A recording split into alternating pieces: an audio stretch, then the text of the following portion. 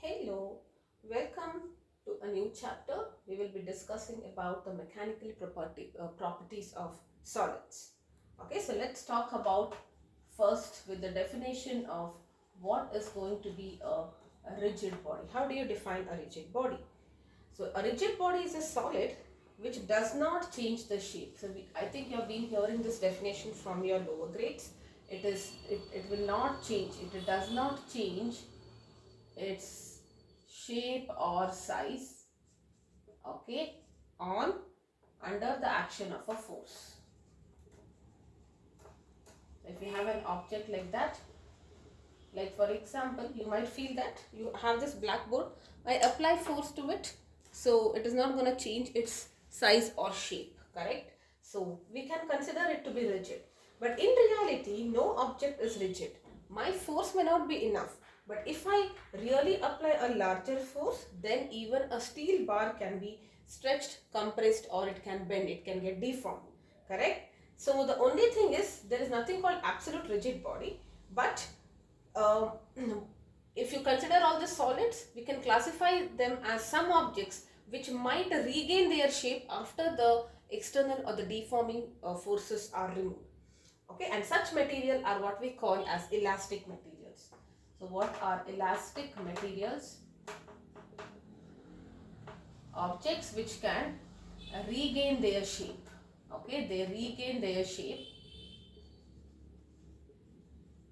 after, okay, deforming or external. Now when I say external force, it is called, there is a technical term to it, it is called as deforming forces. Forces which are responsible for the deformation of the object. Okay, regain their shape and size after external forces are withdrawn, removed. Okay, so like typically you can visualize a rubber band. I stretch it, the force I am applying is deforming forces, and then if I remove that force, it comes back to its original shape, correct? So we say that it is elastic in nature. Okay, so that property of materials, by virtue of it, it tends to regain, okay, and that property by which it regains its original shape and size, okay, it regains their original shape and size, okay, after the removal of deforming forces, okay, that property is what we call as elasticity. Okay, like for example, you have a spring, okay, you can visualize a spring. You have a helical spring, you stretch it, release it, it comes back. You compress it. In order to compress also you need to apply force, right? You compress it and then remove it, it comes back to its original shape. So no matter you stretch or you compress, it will regain its original force, the moment, original shape, the moment deforming forces are removed. Okay, so such that property is what we call as elasticity. Another way of understanding it is elasticity. This is fine, okay, just to understand this concept better. It is the property of object, okay, to oppose the change. So it's like this spring, if you're trying to pull it, it will say I don't want to get pulled. I am in the verge to go back to my original size. Okay, that property to oppose the change. What type of change? Change in the shape or size. Okay, so change, not, we are not talking about motion and all here. That also can be, it is the same thing basically, correct? Because the spring does not want to get that new shape, or whether it is expanded or compressed, it resists that because it is comfortable being in its original shape, and because it resists, it comes back, right? So both are related and technically they mean the same, right? And there are some objects which are non-elastic. Okay, so we have one object called elastic materials, and the opposite of it is what we call as plastic materials. Okay, they do not regain their shape, they do not regain their shape, okay, on removal of deforming forces, on removal of deforming forces. Such objects are called as plastic materials, and that their property to the property of such materials wherein their original shape is not regained even after the removal. You remove the force, it is like you are permanently becoming deformed. Okay, so that such materials are what we call as plastic. Okay, so you apply a force, it becomes it kind of stretches or it kind of compresses. But if you remove the force, it will still be in the same deformed condition. It will not restore back its original shape. All right, now why should we study all this? This elastic behavior of solids is very important in the role of engineering, in the design of buildings, construction of bridges, ropeways, big machineries like cranes. We'll be discussing that little bit. All right, so the reason is, if you know the elasticity of different objects, it helps us to choose the appropriate material in the construction of maybe machineries, maybe space shuttle and all of that. Okay, so all of this plays a very, very important role. Now, let us say you have a spring. Okay, so this is the original shape. Now I am expanding it, so it kind of gets expanded. So there is deformation. So in which direction is the deforming force? The deform, I'll write it as F deform. Okay, FD I will write. This is a deforming force. So you're pulling it. The spring will develop an opposing restoring force. Always. Okay, so any object, when there is a deforming force that is acting on it, which kind of changes its size and shape, the body will develop a restoring force to bring it back to its original shape. And that's the reason why it comes back to its original shape. And both of them are equal usually. Okay, both of them are equal in magnitude and opposite in direction. You can consider like to be the tension, right? What happens, it's also some kind of, when you pull a string or a rope or something, we call it as tension. That is nothing but the restoring force, correct? So whenever there is a deforming force which is causing the change in the shape and size, the body resists that. It develops a restoring force such that the moment your deforming force is removed, it brings back, this restoring force brings it back to its original shape. Okay, so this is about the introduction. Now let us study what is the real cause, or at a molecular or particle level, what is responsible for the elasticity of solids. Let us try to understand that.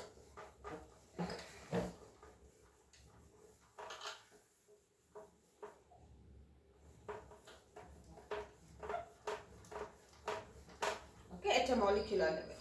See, if you can visualize atoms or molecules, whatever you talk, this is a solid. I'm just drawing it a little. They are in reality, they are very, very close. Correct? So, you can, in your textbook also they have given, consider there is some kind of force in the form of springs between molecules. Okay? So, this is how the molecules are attached. Okay, now in reality the molecules, atoms, whatever you call, they're very, very closer. But let us say I'm just zooming it. Okay, so they are like this.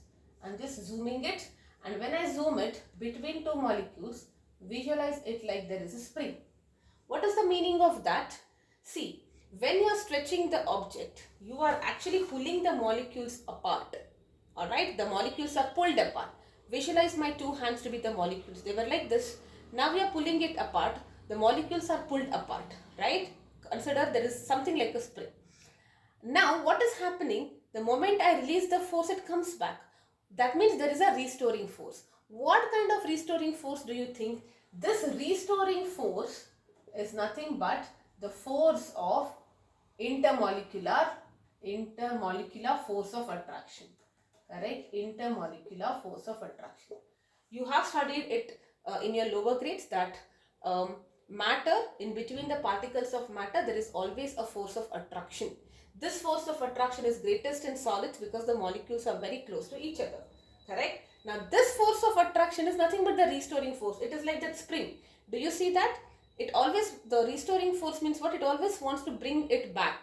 Correct? So this force of attraction will say that, okay, somebody has pulled you, fine, now they have released you, I am responsible for you to bring back to your original size and shape. Okay, so the intermolecular forces, which you can visualize like a spring, is the restoring force which is seen in the case of solids, which kinds of brings back the pulled or the deformed solid back to its original shape. Alright, so this if you're talking about atoms, maybe interatomic or intermolecular, correct? So whenever it is uh, displaced, or when you're pulling it, the molecules are pulled apart, and when the force is removed, the intermolecular force of attraction will say, okay, now there is no other force acting, you can just come closer now. I'm going to pull you towards me. Alright, so that is what actually is happening in reality. This is like the zoomed version. What is responsible for the elastic behavior? Why when the objects are pulled, what is happening, and when the force is removed, how is it regaining its original shape? It's because of the restoring force in the form of intermolecular force of attraction. Alright, that's about it. Now, let us define some terms. These are all very, very important. Okay, first let us define what is stress. Right? So I told you, whenever you are applying a deforming force on a body. So there is a body, alright, let us consider it to be a spring. It becomes easy to visualize it as a spring, but don't mistaken that only spring is elastic. In fact, there is one famous question, which is the most elastic material? It will be steel, not rubber. We feel that rubber is more elastic. Now you might be arguing like, how is steel elastic? I can't even pull steel, it is not getting stretched. Maybe the steel is very strong, that our force may not be enough to cause that deformation.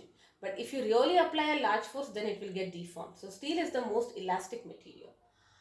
Okay, now let's come back to stress. So when there is a deforming force on a body, so there is some kind of deforming force on a body, then a restoring force will be developed in the body. Okay, this restoring force, I already told you, this is equal in magnitude to the deforming force and opposite to the opposite in direction. This restoring force, okay, now how do you define stress? Stress is nothing but this restoring force per unit area is what we call as stress. Okay, so, or maybe visualize like a rod, it becomes easier. If you are pulling it like this, when you're stretching it, the force is acting on a perpendicular area, right? So visualize this. I will just show it to you like this. If I am pulling it like this, my force is acting on this circle, right? Isn't it perpendicular to it? So I can also write it to be the F perpendicular by area. And what will be the unit of stress? Newton per meter square. It is like the unit of Pascal. Okay? Pressure. And the dimensional formula, you would know this. M L area it is, so L power minus 1 T power minus 2. L by L square is L minus 1. Okay, so that will be the dimensional formula. M L power minus 1 T power minus 2. Okay, this will be the dimensional formula. Okay. Now there are three types of stresses. So what is stress? Restoring force developed per unit area is what we call as stress. At this stage, I should not be telling perpendicular. It is in general. Perpendicular means it is tensile stress. Okay, so first let us talk about that. In general, when I say stress, it is a restoring force. It may be in any direction. Restoring force developed in a body when a deforming force is applied perpendicular to the area. That is stress. Now you have three types of stresses.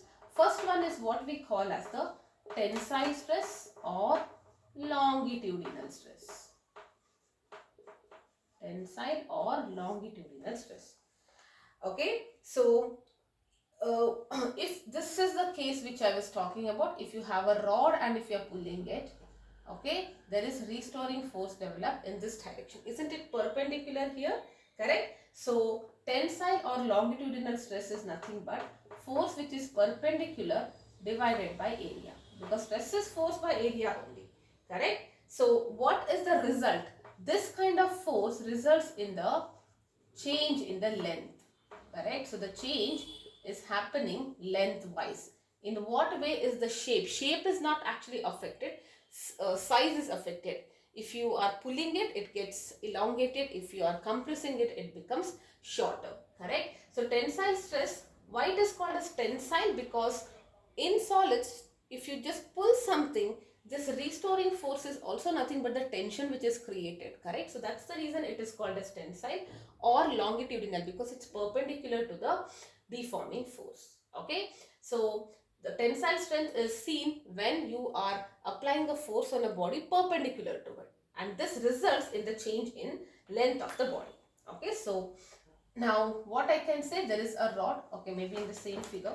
If I pull it like this, let us say this was the original length of it. I pulled it, there is a deforming force of Fd, and now my length, okay, I'll show it here. This was L, now it is slightly increased to by delta L. Let us, okay, so that delta capital L maybe is. Alright, so that is what I have to explain about tensile or longitudinal stress. Okay, the next one is going to be hydraulic or bulk or normal or compressive. Okay, compressive stress. Different books use different terms, but I'm just using all the terms so that any term they ask you should not get confused. Okay, now let us say there is an object in liquid. For example, now it need not, this kind of force need not be when you are immersing something in liquid, but it becomes easier for you to visualize.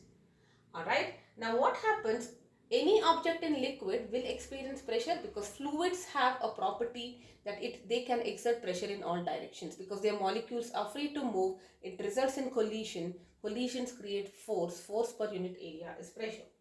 Now, let us say there is force like this, there is force like this, there is force like this, there is force like this, there is force like this. If a force is applied from all directions at a point, then the new object will be something like this, right? Imagine that you're squeezing something, you're applying force in all directions like this, right? This is like the old size, and whatever I have drawn inside is like the new size. So how can you define hydraulic or bulk or normal stress? It is the restoring force developed per unit area of a cross section, which wherein this force is acting perpendicular to each point. Look at the difference. Here it is acting perpendicular to the cross sectional area. Here it is acting at every point, every single point. Okay, it is also perpendicular. Both are perpendicular forces. Okay, so force acting perpendicular to an object at a point, basically in all directions. Okay, and that leads to deformation or change in the stress. And what kind of change you will see here? You saw this is tensile stress or longitudinal stress. Changes in the length causes change in the length. This will change the volume, right? So this will change the volume. Imagine a football which is in water. Now if you visualize this, you know that as you go deeper in the water, the pressure is greater.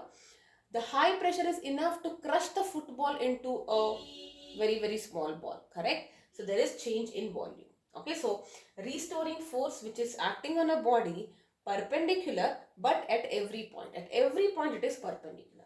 Such a kind of force is called as bulk or normal or hydraulic force, and it results in the change in volume. Okay, it changes the volume. Okay, so next type of stress is going to be your shearing or tangential stress. Shearing or tangential stress. Let us write that also.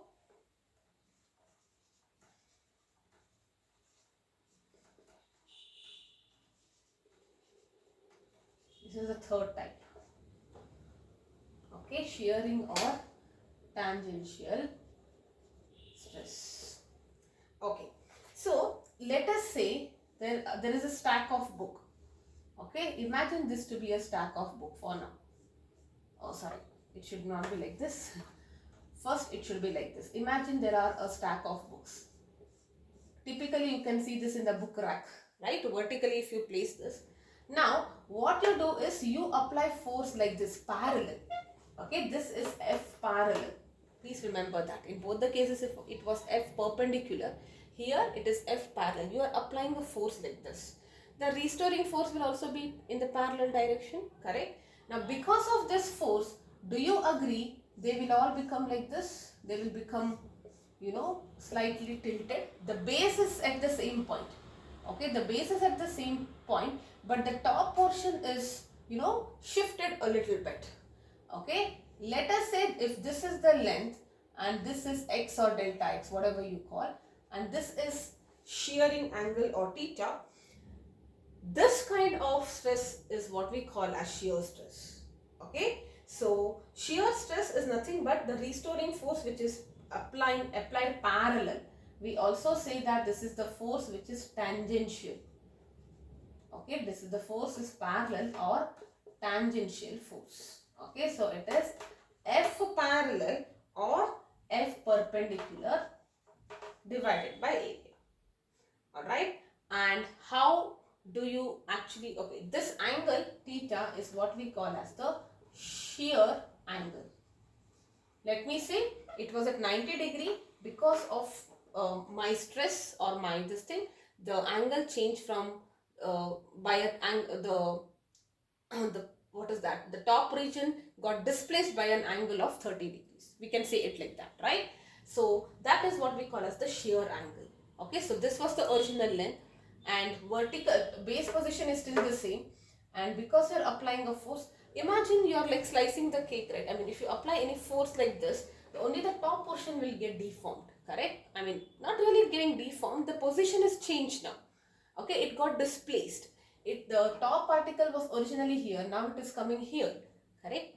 Entire top portion got displaced, and that angle is what we call as shear angle. So I say after applying a shear stress, the layers got the top portion of that object got displaced by an angle of theta, that is shear angle. Okay, remember this diagram because it will help you to write when we try to write the modulus and strain and all of that. Okay, so that is it. This is about stress. All right, so three kinds of stress. First kind is what is stress in general? Force acting on a surface on unit area, that is which is responsible whenever there is deformed force, there is a restoring force developed also. Restoring force which is developed per unit area is what we call as stress. If the stress is applied in a direction perpendicular to the surface, then that force perpendicular by area is what we call as longitudinal or tensile stress. That helps to increase the length or change the length. I should not say increase. Okay, it can be decrease also. If at all the force is applied perpendicular but at every point on the object, and typically seen when a solid is immersed in a fluid, such type of force will result in the change of volume, and that force is what we call as bulk or normal or hydraulic or compressive forces. And the next type is shearing or tangential stress. This is the stress where force is parallel to the surface. Okay, such that only the top portion gets displaced, the bottom portion is intact without any change.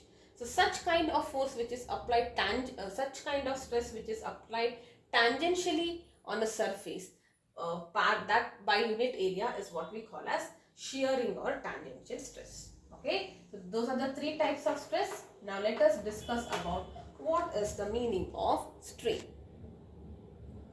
Okay, so what is the strain? Strain is a measure of, see, stress is like the cause. Okay, so what is the cause? Deformed forces. So because there is a cause, there is restoring force, and that we have measured.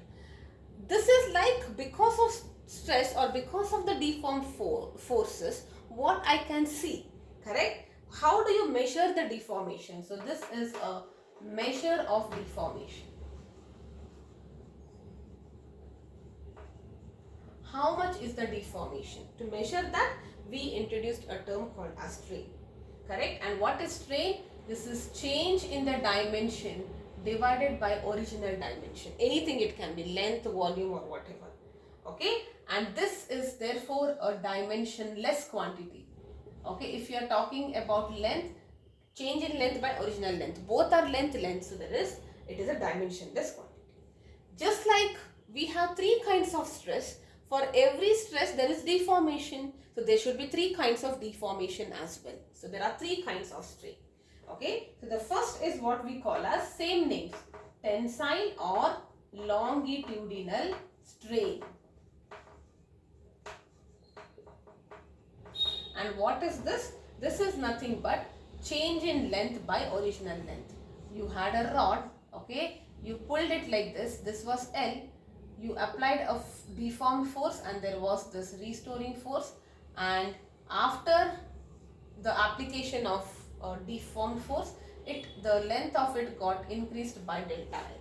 So what is the change here? It is not the final, all right, it is the change delta L. Suppose it was 5 meters, it became 5.25. So 0.25 is the change. Alright, so change in length by original length. Next type of strain is what we call as the bulk or volume strain. Bulk or volume strain. So what is this? See, bulk stress is what? Remember, the force is acting on all directions at a point, right? So it results in this change in volume. So what could this be? This is change in volume divided by volume, right? So this is your bulk strain. I hope this part is clear. Okay, so this is your bulk strain, which is change in volume by original volume. Alright. Next, third part is what kind of stress you had? Shear or tangential stress. So you have shear or tangential strain. Okay, and how do you visualize that? You measure that deformation in terms of theta. Okay, and that is nothing but x by L. Okay, x by L or h, whatever you say, that is nothing but tan theta, and for small angles it is theta. See, when you are applying a shear stress, the angle will not be so much that, it is very less. For books it's fine because it's a stack of books, but if you talk about an individual book and you're trying to apply a shear strain, slightly maybe there is some deformation on the top because it gets displaced, but this angle is very small. So you can write shear strain as x by L is equal to theta. In general it is x by L, or you can say theta also, correct? How much is the horizontal displacement divided by its vertical height? That is nothing but the shear strain. Alright, so you have three types of stress, you have three types of strain. Okay, now let us see how stress and strain are related. And it is given by Hooke's law. Okay, very important topic. Hooke's law.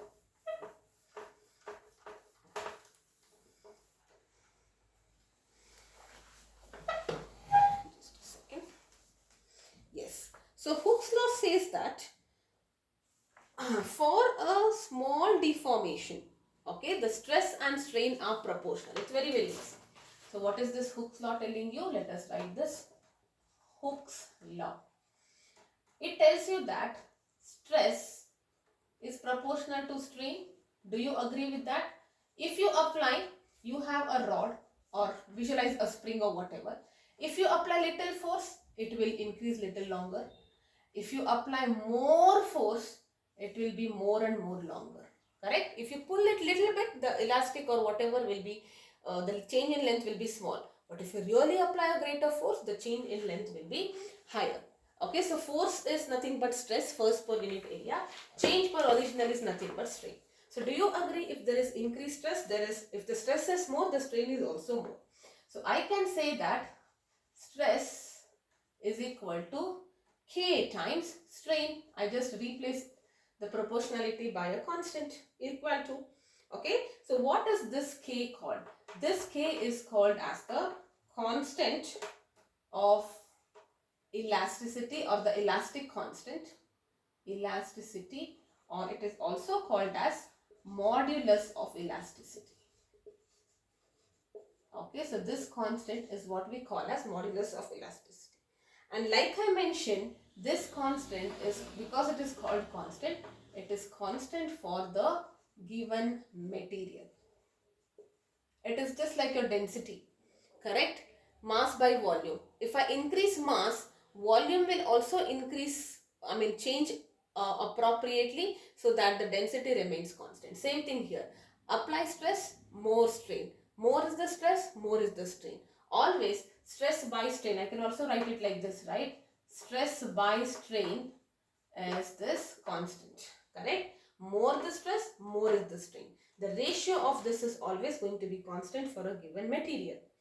So what will be the unit of this? Strain does not have any unit. So the unit of this is also going to be Newton per meter square or Pascal.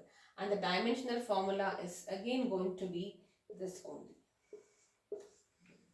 Alright, it's the same. Whatever was the unit and dimensional formula for stress, same will be the unit and dimensional formula for modulus of elasticity. The reason being strain is a dimensionless quantity. Now we have studied three kinds of stress. We have studied three kinds of strain. So there should be three kinds of modulus of elasticity. And the first one is what we call as Young's modulus. Modulus is that constant I told you, and this is denoted by capital E. This is seen for the first kind of stress and first kind of strain, that is longitudinal stress by longitudinal strain. So what is this Young's modulus? Y is equal to longitudinal stress, divided by longitudinal strain.